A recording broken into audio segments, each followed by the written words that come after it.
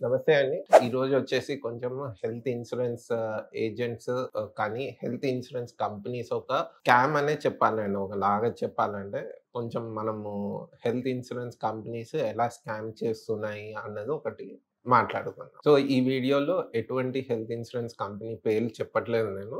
But జనరిక్‌గా health insurance agents కానియండి, health insurance తీసుకున్న policy holders కానియండి, వీళ్ళకొచ్చిన కష్టాలు ఏమున్నాయన్నది ఈ వీడియోలో మనం చిన్నగా ఒక డిస్కషన్ చేద్దామండి. ఎందుకంటే చాలామంది కామ్‌గా ఉన్నారు.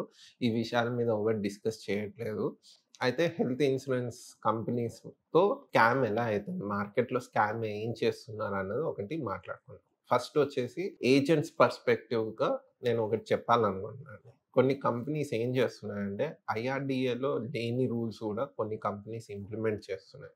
ఏమంటున్నారంటే ఏజెంట్స్ పాలిసీ తెచ్చాక పాలిసీ లాగిన్ చేస్తే ఏజెంట్‌కి సమ్ ఎక్స్ అమౌంట్ కమిషన్ వస్తది. బట్ ఇప్పుడు కంపెనీస్ ఏమంటున్నాయంటే మీరు 3 నెలల్లో గనక ఒక పాలిసీ గనక లాగిన్ చేయకపోతే అంటే ప్రతి క్వార్టర్‌కి అట్‌లీస్ట్ మ్యాండేటరీగా ఒక పాలిసీ లాగిన్ చేయకపోతే మినిమమ్ అమౌంట్ లాగిన్ అమౌంట్ 15,000 కన్నా తక్కువుంటే మీకు మీ రెన్యువల్ అంటే ఈ 3 నెలల తర్వాత వచ్చే రెన్యువల్స్ ఏవైతే ఉన్నాయో మీరు ఇన్నాళ్ళు కష్టపడి ఏజెంట్స్‌గా మార్కెట్‌లో కష్టపడి మీరు ఏదైతే పాలిసీస్ చేపిచ్చారో కస్టమర్స్‌తో ఆ పాలిసీ మీద వచ్చే రెన్యువల్ కమిషన్ ఆపేస్తామని కొన్ని కంపెనీస్ ఈ మధ్య నోటిఫికేషన్ జారీ చేశాయి. అయితే ఈ నోటిఫికేషన్ ఎంతవరకు లీగల్, దీంట్లో ఏంటి అన్నది మనకు తెలీదు.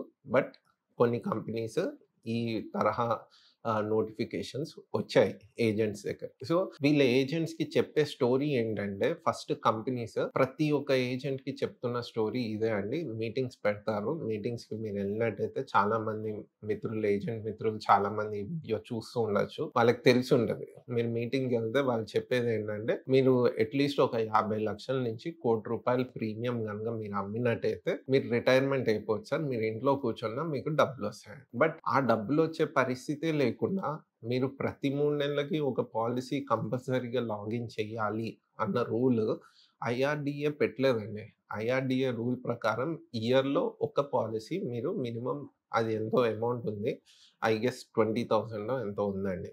నేను అది మీకు ఐఆర్‌డీఏది గూడా మీకు ఒకసారి నాకు దొరికితే నేను మీకు స్క్రీన్‌షాట్ గూడా షేర్ చేస్తాను. వచ్చే వీడియోలో అయినా. ఓకే. సో, ఐఆర్‌డీఏ రూల్స్‌ని తీసేసి పక్కన పెట్టేసి ఐఆర్‌డీఏ రూల్స్‌తో సంబంధం లేకుండా ఇన్స్యూరెన్స్ కంపెనీస్ ఏజెంట్స్ మీద ప్రెషర్ పెడుతున్నారు. పోనీ ఏజెంట్స్ ఒక్కరే సఫర్ అవుతున్నారా అంటే కంపెనీలో పాలిసీ తీసుకున్న ప్రతి ఒక్క వ్యక్తి హెల్త్ ఇన్స్యూరెన్స్‌లో సఫర్ అవుతున్నారు. ఈ మధ్య కాలంలోనే నేను 2, 3 క్లెయిమ్స్ దగ్గర చూసానండి. ఒకటి రెండేమో మా ఫ్రెండ్స్ క్లెయిము, ఒకటి నా కస్టమర్ క్లెయిమ్‌లోనే చూస్తున్నాను. వీళ్ళేం చేస్తున్నారంటే పాలిసీ ఇచ్చే ముందు మీకు నాన్ మెడికల్స్ కవర్ అయితాయి. కన్స్యూమబుల్స్ కవర్ అయితాయి. మీకు ఇంకా అన్నీ కవర్ అయిపోతాయి. మీరేం పే చేయక్కర్లేదు. 100% బిల్ పేమెంట్ చేస్తామని మార్కెట్‌లో ప్రతి ఒక్క ఇన్స్యూరెన్స్ కంపెనీ అడ్వర్టైజ్‌మెంట్ ఇస్తుంది. బట్ మీరు రియాలిటీకొస్తే గనక రియాలిటీ చెక్ మీరు on the ground reality check చేస్తే ఏ కంపెనీ గూడా మీకు 100% ఇన్స్యూరెన్స్ ఇవ్వట్లేదు. ఏం చేస్తున్నారంటే ఇన్స్యూరెన్స్ మీరు పాలిసీ కట్టాక మీరేదైనా ట్రీట్‌మెంట్‌కెళ్తే వాడు ఆ హాస్పిటల్‌తో నెట్వర్క్ హాస్పిటల్‌లోనే చెప్తున్నానండి. వేరే హాస్పిటల్స్ కూడా చెప్పట్లేదు. నెట్వర్క్ హాస్పిటల్స్‌తో వీళ్ళొక ఎంఓఏ అగ్రీమెంట్ ఉంటది. పెద్ద పెద్ద సర్జరీస్‌కి మీకేం ప్రాబ్లమ్ లేదండి. ఈరోజు కూడా మేజర్ సర్జరీస్ ఏవైతే ఉన్నాయో వాటికి డబ్బులొచ్చేస్తున్నాయి. అది ఫిక్స్‌డ్ ప్రైస్ ఉండదు. ఇప్పుడు మేజర్ హార్ట్ సర్జరీస్ కానీ, న్యూరో సర్జరీస్ కానీ వీటికి ఒక ఫిక్స్‌డ్ ప్రైస్ అన్నది మార్కెట్‌లో లేదు. సో, హాస్పిటల్‌లో ఎంతైతే బిల్లేస్తారో అంత బిల్లు ఇన్స్యూరెన్స్ కంపెనీస్ పే చేస్తున్నాయి. దాంట్లో గూడా కొన్ని డిడక్షన్స్ చేస్తున్నాయి. But okay. ఓవరాల్‌గా చూసుకుంటే మేజర్ సర్జరీస్‌కి ప్రాబ్లమ్ లేదు. బట్ చిన్న చిన్న ప్రొసీజర్స్ ఏవైతే ఉంటాయో 1 డే, 2 డే ట్రీట్మెంట్స్ ఏవైతే ఉన్నాయో దానికి ఎంఓఏ ఎంటర్ అయితుంది. ప్రతి ఒక్క ఇన్స్యూరెన్స్ కంపెనీ వాళ్ళ నెట్వర్క్ హాస్పిటల్‌లో ఇంత రేట్‌కి ఈ ప్రొసీజర్ అవుతది అని. అయితే ఇక్కడ మార్కెట్‌లో జరుగుతున్న అతి పెద్ద స్కామ్ ఏంటి అంటే పాలిసీ తీసుకున్న హోల్డర్ ఏమో మాకు ఇన్సూరెన్స్ మొత్తం ఇస్తదా అనేసి వాళ్ళు హాస్పిటల్ వాళ్ళకి ఆల్రెడీ తెలుసు. మీ దగ్గర suppose some XYZ company policy ఉందంటే, ఆ పాలిసీ గనక నెట్వర్క్ హాస్పిటల్‌లో మీరు గనక ఎళ్తే, ఆ హాస్పిటల్‌లో ఉన్న ప్రతి అడ్మినిస్ట్రేషన్ పర్సన్‌కి, ప్రతి అకౌంట్ పర్సన్‌కి తెలుసు. ఈ ట్రీట్‌మెంట్‌కి ఎంత ఇన్సూరెన్స్ కంపెనీ ఎంత పే చేస్తదని. బట్ వాళ్ళు మీకు ఆల్రెడీ మీకు హై ఫిగర్ చెప్తారండి. అంటే సపోజ్ ఏదైనా ట్రీట్మెంట్ ఒక 1.6 లాక్స్‌కి ఎంఓఏ చేసుకున్నారు నెట్వర్క్ హాస్పిటల్స్ ఇన్సూరెన్స్ కంపెనీతో. మీకు చెప్పడం మాత్రం సార్ మీకు ట్రీట్మెంట్ 1.5 అయితది. బట్ ఇన్సూరెన్స్‌లో క్లెయిమ్ చేయాలంటే 1.9 అయితది అంటారు. వాళ్ళకి తెలుసండి. వాళ్ళు మీకు చెప్పే ముందే హాస్పిటల్స్ వాళ్ళకి గూడా తెలుసు. మీకు హాస్పిటల్స్ వాళ్ళకి ఏమని తెలుసంటే వాళ్ళకి 1.6 వస్తదండి. 1.5 వస్తదండి. వాళ్ళు ఏదైతే ఎంఓఏ అగ్రీ అయ్యారో. బట్ కస్టమర్స్‌కి మాత్రం 1.9 అయితది అని చెప్తారు. మీరు తప్పిపోయి గనుక హాస్పిటల్‌లో ఒప్పుకొని గనుక సైన్ చేస్తే మీకు తీరా ఇన్సూరెన్స్ క్లెయిమ్ వచ్చేటప్పుడు వాడి క్లెయిమ్ లెటర్‌లో క్లెయిమ్ సెటిల్మెంట్ లెటర్ అనేసి ఒకటి ఇస్తారండి. ప్రతి ఇన్సూరెన్స్ కంపెనీ ఇస్తది. సెటిల్మెంట్ అయిపోయాక ఒక లెటర్ ఇస్తది కస్టమర్‌కి. Please do not pay any additional cost over and above 1,60,000 అని లెటర్‌లో క్లియర్‌గా మెన్షన్ చేస్తారు. ఈ లెటర్ తీసుకెళ్ళి మీరు హాస్పిటల్‌లో చూపిస్తారు. సార్ మేము మీకు ముందే చెప్పాము ఇన్సూరెన్స్‌తో గనుక మీరు చేయించుకుంటే 1,90,000 అయితది. బట్ ఇన్సూరెన్స్ కంపెనీ మాకు 1,60,000 ఇచ్చింది. సో, 30,000 మీరు పే చేసేదాకా మేము పేషెంట్‌ని బయటికివ్వము అని చెప్తారు. ఈ ప్రాబ్లమే ఇదొక పెద్ద స్కామ్ లాగా అయితుందండి. చాలా మంది బాధితులున్నారు.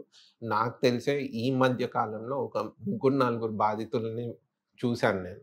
సో, దీనికి సొల్యూషన్ లేదా అంటే ఉందండి. కంపల్సరీ ఉంటది. ప్రతి ఏదైనా ప్రాబ్లమ్ ఉందంటే దానికి సొల్యూషన్ ఉంటది. ఆ సొల్యూషన్ మీరు జాగ్రత్తగా వినండి. ఫస్ట్ మీరు హాస్పిటల్‌లోకెళ్ళినప్పుడు వాళ్ళు గనక మీరు ఇన్సూరెన్స్ తీసుకుంటే వితౌట్ ఇన్సూరెన్స్ రేట్ అడగండి. ఫస్ట్ హాస్పిటల్స్ వాళ్ళని వితౌట్ ఇన్సూరెన్స్ రేట్ అడగండి. ఎంత రేట్ అయితది ప్రొసీజర్‌కి? వాళ్ళు సమ్ రేట్ చెప్తారు.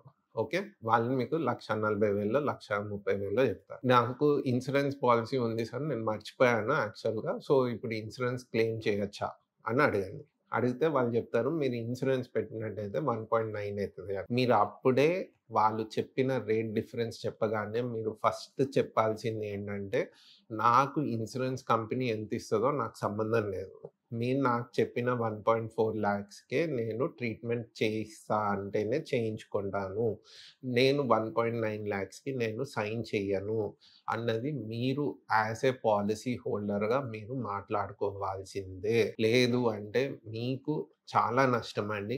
1,60,000లో అయిపోవాల్సిన ట్రీట్మెంట్‌కి 1,90,000 ఏసి 30,000 అదనంగా గుంజుతున్నారు హాస్పిటల్స్ వాళ్ళు. ఈ నిజాన్ని మీకు ఇన్సూరెన్స్ కంపెనీ వాళ్ళు చెప్పరు. ఇన్సూరెన్స్ అమ్మేటప్పుడు ఇన్సూరెన్స్ కంపెనీ ఏమంటది మేము 100% ఇస్తాము అంటది. వాళ్ళ లెక్కలో వాళ్ళు 100% ఇస్తున్నారు. వీళ్ళకయ్యే ఖర్చు already understanding memorandum of understanding ఉంటది. ఎంఓయూ ఉంటది ఇన్సూరెన్స్ కంపెనీకి, హాస్పిటల్స్‌కి. సో, మధ్యలో నలుగుతుంది పాలిసీ హోల్డర్. ఈ సమస్య ప్రతి ఒక్క ఇన్సూరెన్స్ పాలిసీ హోల్డర్‌కి మార్కెట్‌లో ఉన్న సమస్య. సో, మీరు ఇది గనుక చూసుకోండి. నెక్స్ట్ పాయింట్ చాలా జాగ్రత్తగా వినండి. ఈ పాయింట్ మీరు మిస్ అయితే గనుక మీరు కొన్ని లక్షల రూపాయలు కోల్పోతారు. ఇన్సూరెన్స్ క్లెయిమ్ చేసేటప్పుడు హాస్పిటలైజేషన్ అయిన రోజు ఏదైనా ఎమర్జెన్సీలో ఎనీ మేజర్ సర్జరీ మళ్ళా అండర్‌లైన్ చేసి చెప్తున్నా అండి. ఎనీ మేజర్ సర్జరీ మీరు హార్ట్ కానియండి, బ్రెయిన్ కానియండి, స్పైనల్ కార్డ్ రిలేటెడ్ సర్జరీస్ కానియండి, లేదంటే లైఫ్ థ్రెటనింగ్ సర్జరీస్ అంటే ఈ ఆపరేషన్ ఫెయిల్ అయితే చనిపోతారు అన్న ఉన్న కండిషన్ సర్జరీస్‌కన్నిటికి గూడా మీరు హాస్పిటల్‌కెళ్ళినప్పుడు ప్యాకేజెస్ తీసుకోరాదు. మీకు ప్యాకేజెస్‌లో వాళ్ళేం చెప్తారంటే సో అండ్ సో ఉందండి. మీరు డైలీ బిల్ చేసుకుంటే గనక మీకు డైలీ 30,000 అయితది.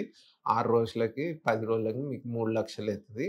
అదే మీరు 10 డేస్ ప్యాకేజ్ తీసుకుంటే 2,50,000లో మీకు మొత్తం అయిపోతదని చెప్తారు. ఈ 2,50,000 వినడానికి చాలా బావుంది. 50,000 నాకు 50,000 మిగులుతాయంటే ప్రతి ఒక్కరు టెంప్ట్ అవుతారు గదా! సో, ఇప్పుడు టెంప్ట్ అయ్యి మీరేమంటారంటే ఎమర్జెన్సీలో ఉన్నారు. సరే అట్‌లీస్ట్ ఓ 50,000 మిగులుతాయి 2.5 లక్షలని. ఇప్పుడు ఆపరేషన్ ప్రొసీజర్ స్టార్ట్ అయ్యి మీకు ఒక 3, 4 డేస్‌లో గనుక పేషెంట్‌కి రిస్క్ అయింది. పేషెంట్ పాస్ అవే అయిపోయారు. ఫెయిల్ అయింది.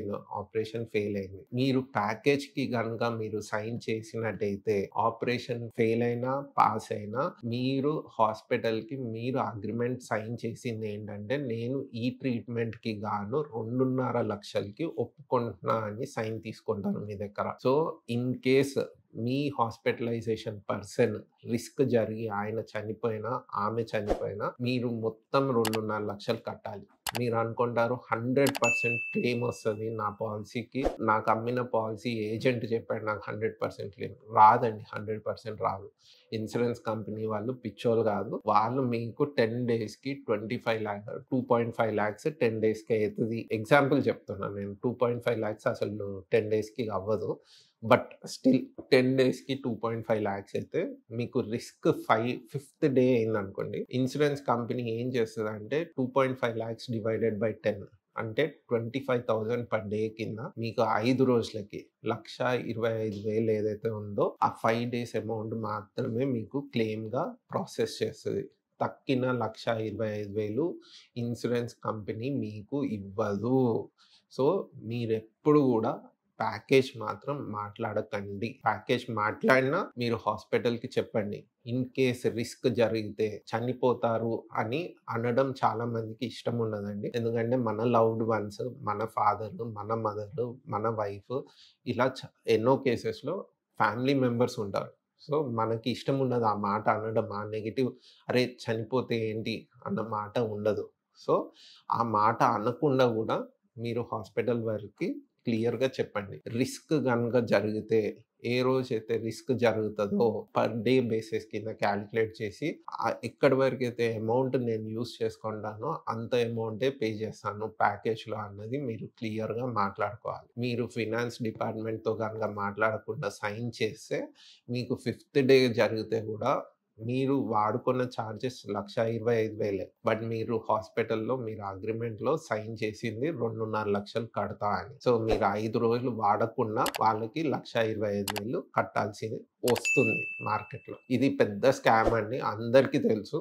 కానీ ప్రతి ఒక్కరు కష్టపడి బయటకొచ్చారు. అప్పో సొప్పో చేసి హాస్పిటల్‌తో గొడవెందుకనేసి హాస్పిటల్ వాళ్ళకి కట్టేసి బయటకొస్తారు గానీ ఎవరు కేస్ పెట్టరు. ఎవరు దేనికి వాదించరు. ఇండియాలో నడుస్తుంది, నడిపిస్తున్నారు. సో, మీరు తీసుకోగలిగింది, నేను మీకు సహాయం చేయగలిగింది, మీరు ఏది జాగ్రత్తలు తీసుకుంటే స్కామ్‌లో ఇరుక్కకుండా ఉంటారో అవి మాత్రమే మీకు చెప్తున్నాను. ఈ వీడియో మొత్తం చూడండి. ఇదేదో నాకు లక్షలు, కోట్లు సంపాదించి పెట్టదు. బట్ నేను చెప్తున్నాను మీకు అవసరం ఉన్న రోజు మాత్రం మీ జేబులో నుంచి కొన్ని లక్షల రూపాయలు వేస్ట్ కాకుండా కాపాడుతది ఈ వీడియో. ఓకే. వచ్చే వీడియోలో కలుద్దాం.